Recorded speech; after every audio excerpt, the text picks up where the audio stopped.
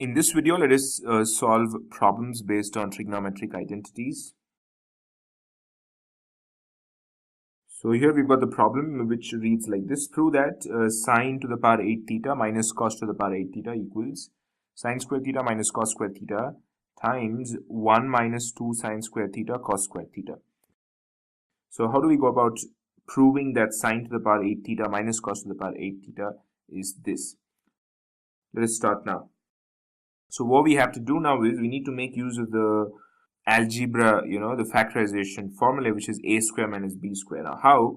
We have to write sine to the power 8 theta as sine to the power 4 theta the whole square minus cos to the power 4 theta the whole square, because sine to the power 4 theta the whole square is sine to the power 8 theta, which is the same. So we're not changing anything, we're just manipulating, we're just modifying the way it is written.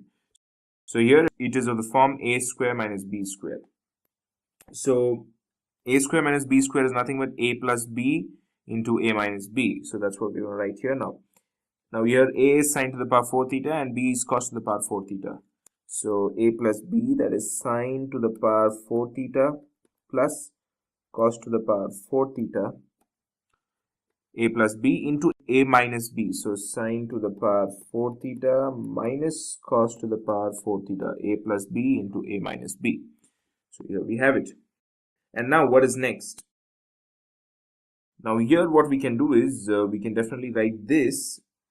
Let this be as it is, sine to the power 4 theta plus cos to the power 4 theta.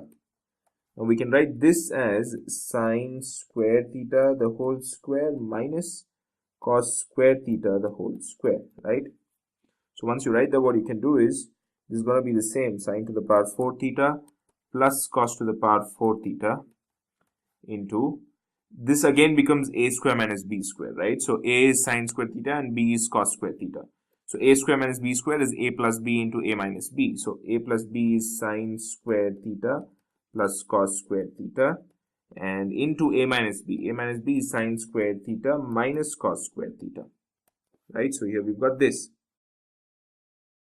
So now we also know that from the basic fundamental trigonometric identity that sine square theta plus cos square theta is 1, right? So we don't have to write this in the next step. All that we have to write is sine square theta minus cos square theta into sine to the power 4 theta plus cos to the power 4 theta, because sine square plus cos square theta is equal to 1. So I'm not going to write that here because anything into 1 is that thing itself.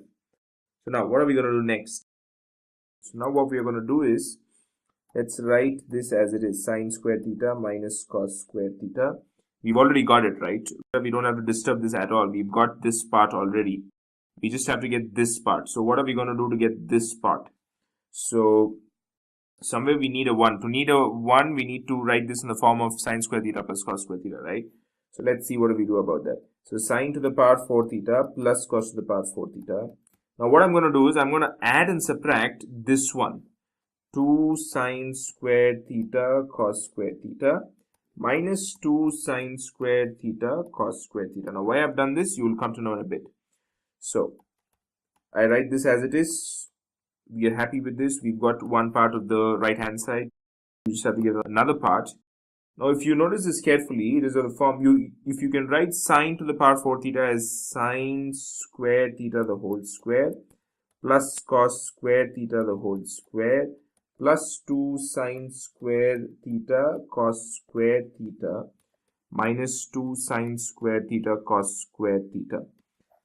If you carefully notice this part, it is of the form a square plus b square plus 2ab, right? A is sine square theta, b is cos square theta.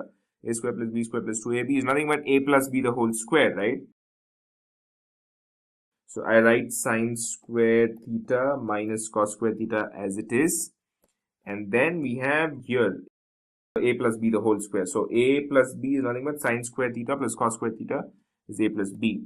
So sine square theta plus cos square theta the whole square is what this entire thing becomes.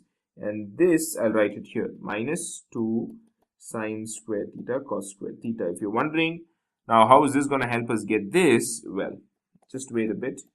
Now we've got this sine square theta minus cos square theta is done. right? Sine square theta plus cos square theta is what? It's 1, right? 1 square is 1 itself.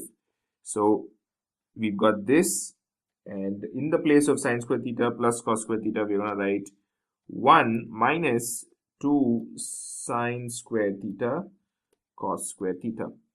And yeah, this comes under the big bracket. If I miss that, yeah. So 1 minus 2 sine square theta cos square theta. Hence, we've come to the right hand side. This is the right hand side, right? Sine square theta minus cos square theta, and 1 minus 2 sine square theta cos square theta. So briefly now, again, briefing you up with how we've come to this stage, all we have to do is we have to identify what we have in the left hand side and see what we can get it to. First thing, apart from this, we also have to look at the right hand side, what we need, because right hand side is a very important thing as far as how the left hand side working goes on. See, especially this thing is with respect to this 2 sine square theta cos square theta. You just have to add and subtract here, and then write this as, make it in the form of a square minus b squared 2 times here. So all those things are the basic steps, those are involved in these kind of problems based on trigonometric identities. So you'll definitely get there with quite a bit of practice. So this ends this video. I'll see you in the forthcoming videos with more problems based on trigonometric identities.